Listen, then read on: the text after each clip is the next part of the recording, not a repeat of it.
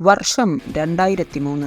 Old ട്രഫോർഡിലെ ആ ടർഫിൽ ഒരു 18-കാരൻ പയ്യൻ കാലെടുത്ത് വെച്ചു. അവൻ ഫുട്ബോൾ ചരിത്രത്തിലെ ഇതിഹാസമാകുമെന്ന് ആരും കരുതിയില്ല. വളരെയധികം പൊട്ടൻഷ്യലുമായാണ് റൊണാൾഡോ എന്ന ആ പയ്യൻ ഓൾഡ് ട്രഫോർഡിലെത്തിയത്. പ്രീ സീസൺ ഫ്രണ്ട്ലിയിലെ മികച്ച പ്രകടനത്തിന് ശേഷം സ്പോർട്ടിംഗ് ലിസ്ബണിൽ നിന്നും യുണൈറ്റഡിലെത്തിയ അവൻ സർ അലക്സ് ഫെർഗ്യൂസന്റെ പ്രിയ ശിഷ്യനായി മാറി. ജോർജ് ബെസ്റ്റിനെയും ഡേവിഡ് ബെക്കാമിനെയും പോലുള്ള ഇതിഹാസങ്ങൾ ധരിച്ച 7-ാം നമ്പർ ജേഴ്സി ധരിക്കുമ്പോൾ ധാരാളം പ്രഷർ അവന്റെ മേൽ ഉണ്ടായിരുന്നു. എന്നാൽ റൊണാൾഡോ വ്യത്യസ്തനായിരുന്നു. അവൻ സമ്മർദ്ദങ്ങൾക്കിടയിലും മികച്ച പ്രകടനം നടത്തി. യുണൈറ്റഡിലെ ആദ്യ സീസണിൽ Ronaldo was raw and electric. അവന്റെ ഡ്രിബ്ലിങ്ങും സ്റ്റെപ്പ് ഓവറുകളും അവന്റെ കോൺഫിഡൻസും നിരവധി യുണൈറ്റഡ് ഫാൻസിന്റെ ഹൃദയം കീഴടക്കി. ആ സ്റ്റെപ്പ് ഓവറുകൾക്കും സ്കില്ലുകൾക്കും പിറകിൽ മികച്ചതാവാൻ നിശ്ചയിച്ച ഒരു കളിക്കാരനുണ്ടായിരുന്നു. അത് ലോകം അംഗീകരിക്കാൻ അധികം നാൾ വേണ്ടി വന്നില്ല.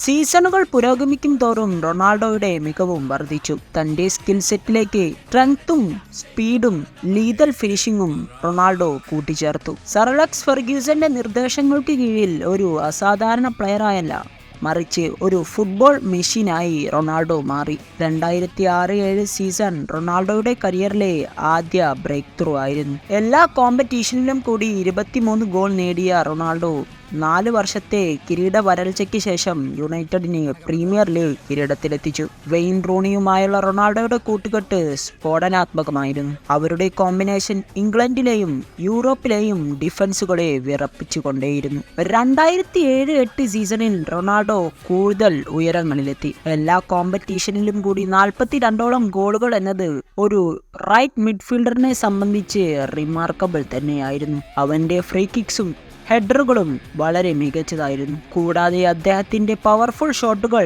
അൺസ്റ്റോപ്പബിൾ ആയിരുന്നു. റൊണാൾഡോയുടെ യുണൈറ്റഡ് കരിയറിന്റെ ഏറ്റവും മികച്ച നിമിഷമായിരുന്നു 2008 മെയ്യിൽ മോസ്കോയിൽ നടന്ന ചെൽസിക്കെതിരായ ചാമ്പ്യൻസ് ലീഗ് ഫൈനൽ മത്സരത്തിലെ ആദ്യ ഗോൾ ഒരു ബ്ലാസ്റ്ററിംഗ് ഹെഡറിലൂടെ റൊണാൾഡോ നേടി. ലംബാർഡിലൂടെ ഗോൾ മടക്കിയ ചെൽസി മത്സരം സമനിലയിലാക്കി. പെനാൽറ്റി ഷൂട്ടൌട്ടിൽ തന്റെ കിക്ക് വലയിലെത്തിക്കാൻ സാധിച്ചില്ലെങ്കിലും ഭാഗ്യം റൊണാൾഡോയുടെ കൂടെയായിരുന്നു. അങ്ങനെ റൊണാൾഡോ തന്റെ കരിയറിലെ ആദ്യ ചാമ്പ്യൻസ് ലീഗ് കിരീടത്തിൽ മുത്തമിട്ടു. റൊണാൾഡോയുടെ മികവ് ലോകം തിരിച്ചറിഞ്ഞു. തന്റെ 23-ാം വയസ്സിൽ ലോകത്തിലെ മികച്ച പ്ലെയറായി ബാലൺ ഡിയോറും അദ്ദേഹം നേടി. നിർണായക ഗോളുകളും ട്രോഫികളും നേടി അവൻ തന്റെ മികവ് തുടർന്നു. 2009-ൽ 3 പ്രീമിയർ ലീഗ് കിരീടങ്ങൾ, ഒരു FA കപ്പ്, 2 ലീഗ് കപ്പുകൾ, ഒരു ചാമ്പ്യൻസ് ലീഗ് എന്നിവ നേടിയ ശേഷം റൊണാൾഡോ ഓൾഡ് ട്രഫോർഡിനോട് വിട പറഞ്ഞു.